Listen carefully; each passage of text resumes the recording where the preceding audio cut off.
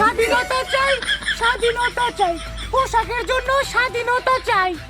হ্যাঁ, কালকে দিদি আপনাদের ধর্মঘট করতে দেখলাম হাইওয়েতে, আজকে বাসতলা কিসের জন্য? আমি কিছু বলতে পারবো না, আমাদের মধ্যমুখী মৌসুমীদি বলতে পারবে।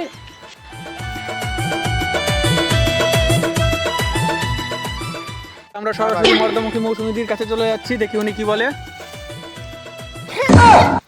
হ্যাঁ, আপনি ঠিকই বলেছেন। দুর্ভাগ্যবশত আনফরচুনেটলি আমাদের কালকে দাবিটা মেনে নেওয়া হয়নি, কারণ প্রশাসন আমাদের মেরে বটতলা পাঠিয়ে দিয়েছে। এই বোনকে কেউ মেরেছে, দেখুন।